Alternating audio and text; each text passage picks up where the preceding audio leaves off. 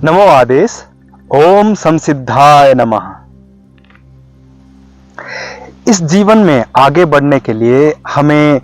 ज्ञान की जरूरत होती है। ज्ञान है तो हमारा जीवन सुख से, आनंद से भर जाता है, और अज्ञान है तो उतना ही अधिक दुख हमें उठाना पड़ेगा जितना अधिक मात्रा में अज्ञानता हमारे भीतर होता है। जीवन को पीड़ा रहित, कष्ट रहित और दुख रहित बनाने के लिए ज्ञान का और कर्म का एक समावेश होना बहुत जरूरी होता है। ये एक महत्वपूर्ण है कि हमारे जीवन में ये दोनों इकट्ठा रहे। एक कर्मठ व्यक्ति के लिए अगर वो ज्ञानी हो और इस पृथ्वी पर कोई भी ऐसा कार्य हो, ऐसा कोई भी कृत्य हो वो करना चाहे, वो उसके लिए असंभव नहीं है। लेकिन मुख्य प्रश्न ये उठता है कि जब हम एक तरफ धर्म, आध्यात्म जैसे गंभीर विषय में बात करते हैं और उसको सीखना चाहते हैं, और दूसरी तरफ संसार के विषय जो हम उसको सीखना चाहते हैं, तो उसके लिए हमें क्या करना आवश्यकता है, ये अगर हम पूछेंगे तो हिमालय के सिद्ध इस विषय में ऐसे कहते हैं कि जब भी कोई साधक वो कौलांतक पीठ में हिमालय की सिद्ध धर्म परंपरा में अपने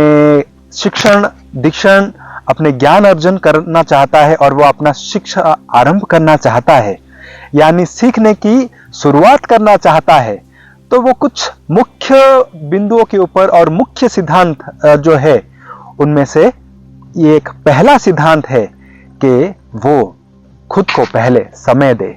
कुछ समय व्यतीत होने दे और धैर्यपूर्वक वो प्रतीक्षा करे। इस उदाहरण को आप ऐसे समझ सकते हैं कि जब मान लीजिए एक शिशु उत्पन्न हो, एक बच्चा पैदा हुआ है,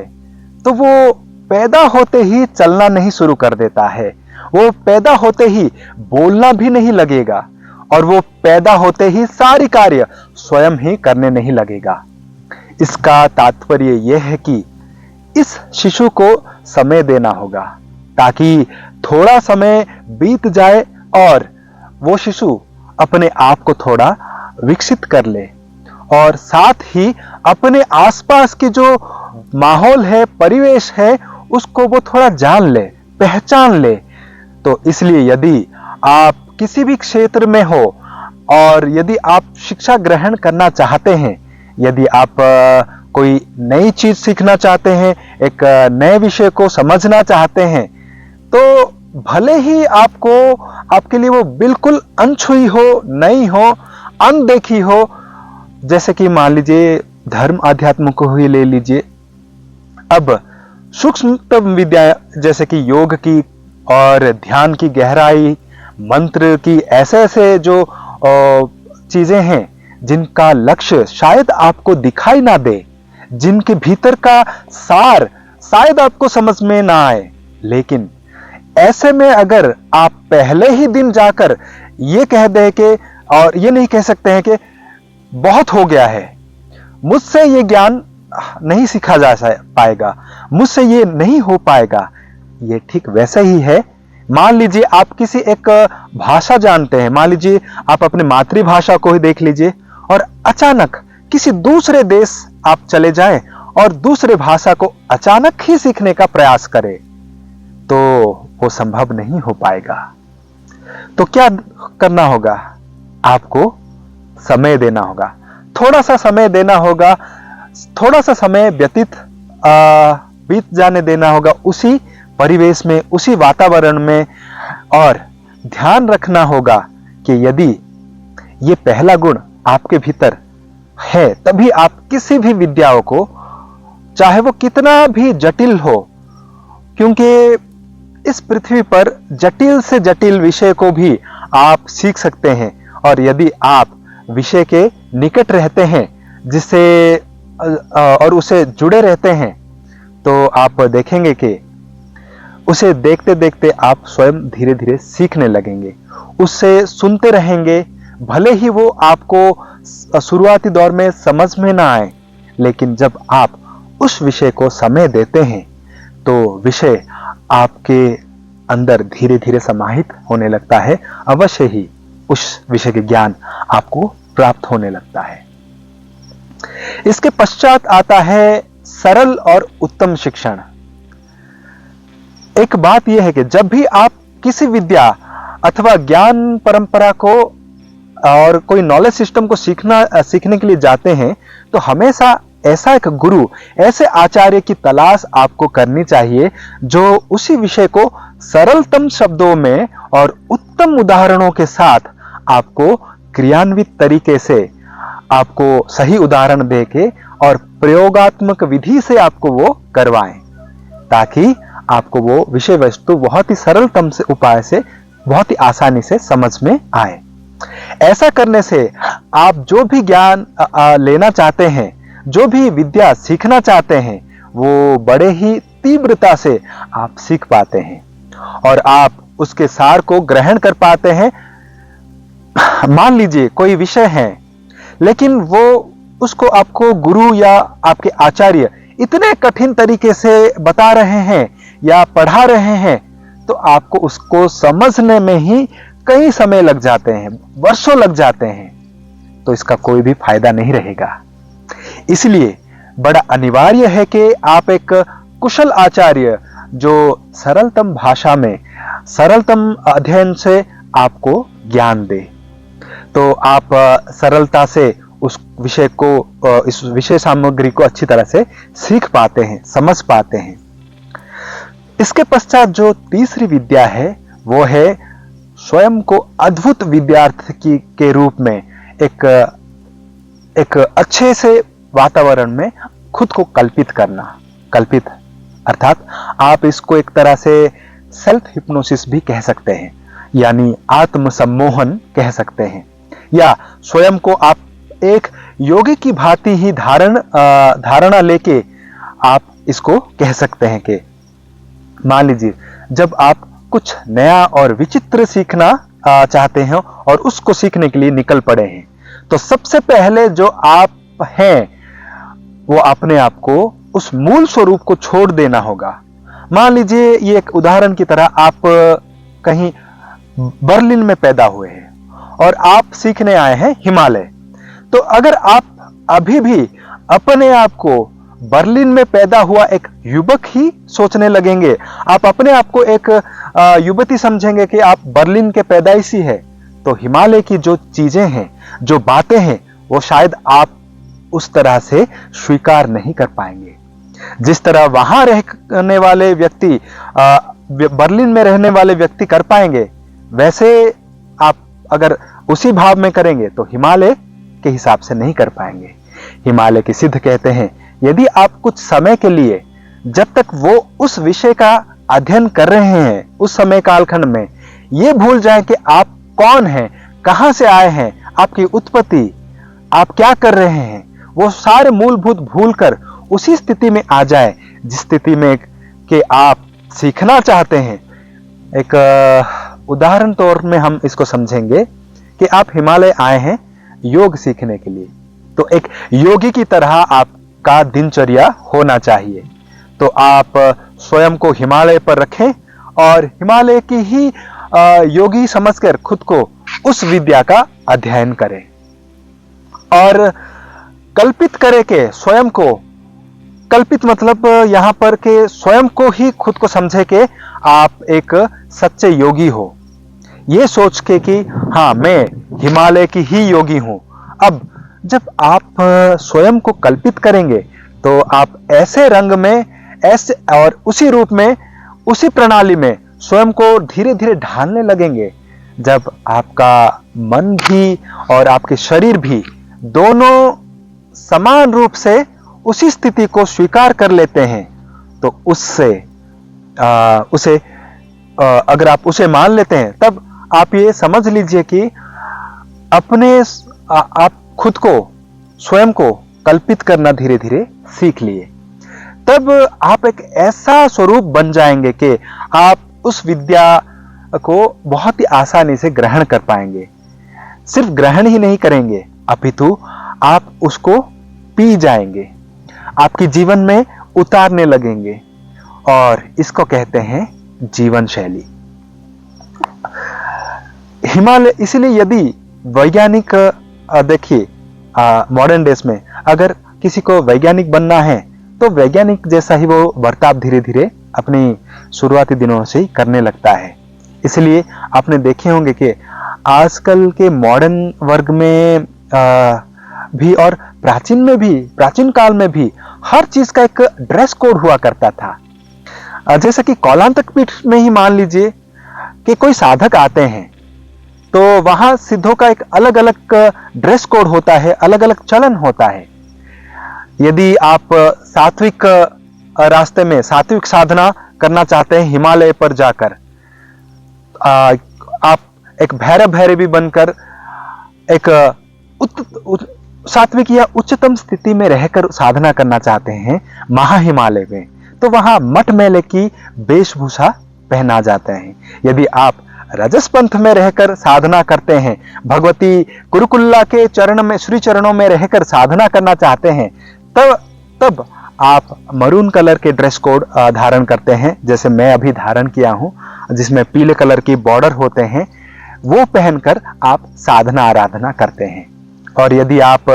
तंत्र से जुड़े हुए कोई साधना, कोई गूढ़ विषय आप समझना चाहते हैं, सीखना चाहते हैं, तो आप काले रंग के ड्रेस पहनते हैं और उस विषय काले रंग के ही वस्त्र पहन के समझते हैं। और यदि आप युद्ध विद्या सीखना चाहते हैं, युद्ध कला में पारंगत होना चाहते हैं, तो आप काले रंग के ड्रेस में लाल रंग के बॉर्डर जो धारण किए हुए ड्रेस आप देखे होंगे, वो पहन के ये सीखते हैं।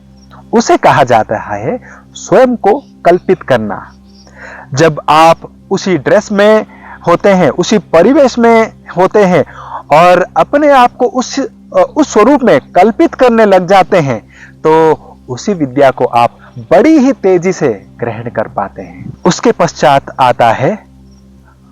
अपने आप को आत्म प्रेरित करना, स्वयं को प्रेरित करना। यदि आप किसी भी ध्यान, किसी भी विषय, किसी भी विद्या को सीखना चाहते हैं, तो ये बड़ा ही अनिवार्य है कि आप अपने मन को, अपने अंतःकरण को स्वयं प्रेरित करना आरंभ कर दें। क्योंकि देखिए, स्व प्रेरणा जो है, आप जब जटिलतम चीजों को सीखना चाहते हैं, तो आप देखे होंगे मनुष्य का एक स्वभाव है, वो जटिलतम चीजों से भाग जाना चाहता है, वो जटिलतम चीजों को परे रख देना चाहता है और जटिलता को समझना नहीं चाहता है। और अगर वो जटिलता को जब सामना नहीं कर पाएगा, तो कुछ सीख नहीं पाएगा, तो वो उस विषय से भाग जाएगा या उस विषय के लिए उसके मन में एक घृणा उत्पन्न हो जाएगा, एक तरह की द्वेष उत्पन्न हो जाएगा और वो उसको नकार देगा, वो उस विषय से दूरी बनाने लगेगा। लेकिन अगर इसके विपरीत आप ये सोचने लग जाएंगे कि जितना भी कठिन हो, जितना भी जटिलतम ये विषय है, ये किसी मनुष्य ने ही तो बनाया है, ये किसी मानव ने ही तो उत्पन्न किया है और इस विषय को कोई मनुष्य ही तो सीख सकता है और इस विषय में कोई मनुष्य ही तो पारंगत हो सकता है, तभी अगर इस तरह से सोचेंगे और उन मनुष्यों में से मैं एक हूं, ऐसा अगर आप सोचेंगे कि ये मैं ही तो कर पाऊंगा, तो ये मेरे से हो पाएगा। जब आप ऐसे ऐसे खुद को प्रेरणा देने लगेंगे, तो उसको हम वर्ण मात्रिका तंत्र भी कहते हैं। जब आपको कुछ ऐसे लगे कि एक शब्द आप खुद बोलते जाएंगे और वो आपके अंदर उतरता जाएगा, एक एक वर्ण आपसे संवाद कर रहा हो और एक एक जो वाक्य है वो आपके भीतर उतर के अनेकों रंग पैदा कर रहे हो और एक विचार पैदा कर रहा हो, जब आप ऐसा स्वयं को आत्म प्रेरित करने लगेंगे, तो आप ऐसा आत्म प्रेरित एक ज्ञानी पुरुष में धीरे धीरे परिवर्तन होने लगेंगे। बड़े ही तीव्रता से अपने भीतर वो आप धीरे धीरे ग्रहण करने लगेंगे। आप पूछेंगे इस तरह के सूत्रों को हम अपनाएंगे कैसे? तो एक इसका सीधा और सरल उपाय है प्रयोग करके। आप इन सारे छोटे छोटे सूत्रों को अपने जीवन में जब ढालने लगेंगे, तब आप एक अच्छे विद्यार्थी बन सकते हैं और अंत में आपको आत्म अनुभव होने लगेगा। ज्ञान प्राप्त करने की सबसे उत्तम तरीका यह है कि जो भी विषय वस्तु आप सुनते हैं उसे अपने आत्म अनुभव के साथ जोड़कर देखें। जब योगी को आत्म अनुभव के साथ यानी अपने पूर्व अनुभवों के साथ जोड़कर वो किसी भी विषय को और किसी भी वस्तु को वो देखता है, तो उसे वो बड़ा ही गहनता से समझ पाता है। तो उसी प्रकार से आप भी जब इस प्रणाली का खुद अभ्यास करेंगे और धीरे धीरे ये अभ्यस्त हो जाएगा कि जो भी आपके आसपास हैं उसे आप अनुभव करेंगे और उसे आप अपने स्मृतियों के साथ साझा करेंगे। ना केवल उसे सुने और केवल उसे दिमाग में बिठाएं, बल्कि दिमाग के साथ साथ आप संपूर्ण शरीर ही उस ज्ञान के एक हिस्सा बन जाए, तब वो आपको एक अद्भुत अनुभव देने लगेगा, एक ज्ञानपूर्ण अनुभव। इसको हम एक उदाहरण से समझते हैं। हम संगीत सुनते हैं, मान लीजिए हम एक संगीत सुनते हैं, मान लीजिए एक सुंदर भजन ही क्यों ना हो, एक मधुर भजन, उसको हम याद रखना चाहते हैं। मान लीजिए कि एक भजन है और मैंने उस भजन को सुनना शुरू किया। अगर वो मैं उसको कानों से सुनूंगा तो मुझे वो उतना याद नहीं रहेगा। अब अगर मैं उस गीत को सुनते समय अपने हाथों को धीरे धीरे हिलाना शुरू करूंगा, अपने थोड़ी को धीरे धीरे हिलाना शुरू करूंगा, अपने मस्तिष्क को भी धीरे धीरे हिलाना शुरू करूंगा, अपने पैरों को धीरे धीरे थिरकना, मेरा पैर भी धीरे धीरे थिरकना शुरू करेगा, गर्दन भी धीरे धीरे हिलने डुलने लगेगा, मेरा पूरा शरीर उसके साथ एक तालमेल बिठाने लगेगा, जैसे एक जुनून सवार हो। तो उस गीत को मैं बहुत ही आसानी से सीख सकता हूँ, याद रखना और मेरे लिए वो बहुत ही आसान हो जाएगा। वो इसलिए क्योंकि मेरे केवल कानों ने और मस्तिष्क ने नहीं, अपितु मेरा पूरा शरीर, संपूर्ण शरीर ने उस गीत को अनुभव किया, उस गीत को सुना। तो इस प्रकार जब आप अपने संपूर्ण अस्तित्व से, संपूर्ण शरीर से किसी भी विषय वस्तु को अपने साथ आत्मसात करने लगेंगे, और तभी वो ज्ञान पद्धति और तभी वो परंपरा आपका शरीर का एक अचूक हिस्सा बन जाती है। लेकिन यहां ध्यान रखना विषय यह है कि आप जो भी विद्या ग्रहण कर रहे हो वो विद्या ही होना चाहिए, वो अविद्या नहीं होना चाहिए। अगर अविद्या होगा तो आप मुसीबत में पड़ जाएंगे। ऐसी जानकारी ना हो जो आपके लिए हानिकारक हो, सभ्यता के लिए हानिकारक हो और आपके विकास के लिए वो बाधा हो और हानिकारक हो। इसीलिए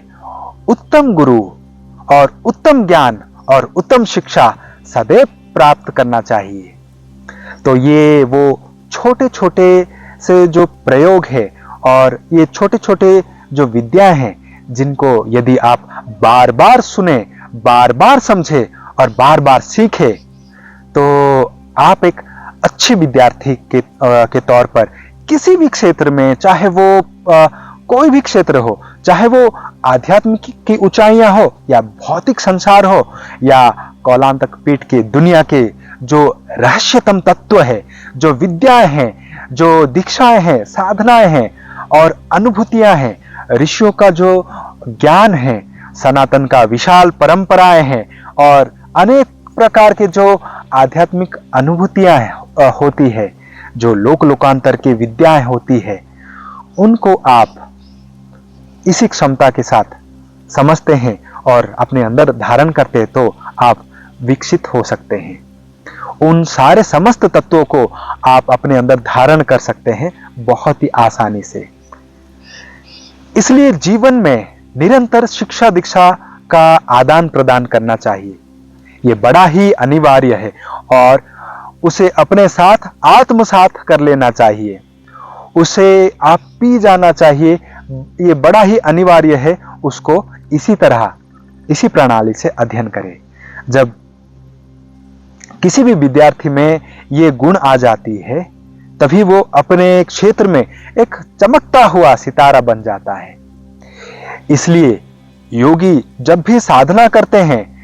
या अपनी साधना के शुरुआत करता है, वो चाहे वो भैरव हो या भैरवी हो, वो ज्ञान परंपरा का शुरुआत करता है, तो इस तरह के कुछ सूत्रों को वो अपने जीवन में पहले उतारता है, उनको कड़ा ही अभ्यास करता है और सफलता प्राप्त करता है। यदि आप भी इसी सूत्रों को सीखना चाहते हैं, और ऐसे ही बहुत सारे बृहद संख्या में हैं, लेकिन इन सूत्रों में जो ध्यान होते हैं या त्राटक होते हैं, भोजन के दिनचर्या प्रणाली, ये जो प्रारंभिक विषय हैं, इनके ऊपर आप बड़ा ही गहरा महत्व ध्यान देते हैं और इसको अपने जीवन में उतार लेते हैं। जैसे कि मान लीजिए त्राटक अभ्यास को ही देख लीजिए कि आप त्राटक के समय ऐसा नहीं करें कि आप एक बिंदु को टकटकी लगाकर देखते रहें, पलक भी ना झपकाए, तो ये आपकी आंखों के लिए अच्छा नहीं होगा। आपको केवल एक बिंदु पर ही दृष्टि रखनी है। भले ही आप बीच बीच में पलक आप झपकाते रहे, इससे कोई अंतर नहीं पड़ता है। वो एक एकाग्रता के लिए एक प्रणाली है, एक एक्सरसाइज है, एक अभ्यास है, ना कि आंखों को लाल करने वाला एक अभ्यास है। तो त्राटक के बाद आपने त्राटक के अभ्यास के बाद भोजन ले लीजिए। भोजन भी आप बहुत ही सावधानी से चुनें। भोजन बहुत ही महत्वपूर्ण होता है। यदि आप तामसिक प्रवृत्ति के या गरिष्ठ भोजन लेंगे तो आप सदैव सोए ही रहेंगे। वो आपके अंदर आलसीपन और प्रमाद ही पैदा करेगा, और आपका मस्तिष्क वो ऐसा प्रमाद में विलीन हो जाएगा कि वो आपको सीखने के जितने भी मार्ग है वो बंद कर देगा। और वैसे ही आपका जल और वस्त्र इत्यादि आपको ध्यान रखना होगा। तो स्वयं को जब व्यक्ति एक उत्तम परिवेश में रखेगा और व्यवस्थित रखेगा खुद को, और उसका अध्ययन करना शुरू करेगा, इसको एक जीवन शैली ही मान लीजिए, दिनचर्या ही मान लीजिए, तो वो वास्तव में एक अच्छा साधक बन सकता है। वास्तव में एक अच्छा शिष्य और एक अच्छा विद्यार्थी वो बन सकता है और शिक्षा प्राप्त वो कर सकता है। तो मैं आशा करता हूं कि इन सूत्रों को आप अपने जीवन में उतारेंगे, ताकि आप किसी भी क्षेत्र में रहें, चाहे वो भौतिक जगत हो, भौतिक संसार हो या आध्यात्मिक जगत हो, वहां श्रेष्ठ बन सके, आगे बढ़ सके, अपने विकास कर सके और आने वाले पीढ़ियों को भी प्रेरित कर सके कि वो आध्यात्मिक जगत में वो आके ज्ञान प्राप्त कर सके और अपने जीवन के दुखों को, अपने जीवन के कष्टों को वो अंत करके इस पृथ्वी और इस ब्रह्मांड को सुखमय बना सके और मनुष्य जीवन को पूर्णता तक वो ले जा सके, समाधि के स्थिति तक वो ले जा सके। आशा करता हूं ऐसे प्रारंभिक विषय जो हैं वो अपने जीवन में आप ढालकर अपने आप को कृतार्थ करेंगे और इस समाज को कृतार्थ करेंगे। ये विषय आज का था। कुछ और गूढ़ और महत्वपूर्ण विषय जो कौलांतक पीठ में हैं वो मैं ऐसे ही कुछ वीडियो के माध्यम के द्वारा आपके सम्मुख लाने की कोशिश करता रहूंगा। तब तक आइए हम वंदना करते। ओम श्री कौलांतकनाथ ईशपुत्राय नमः।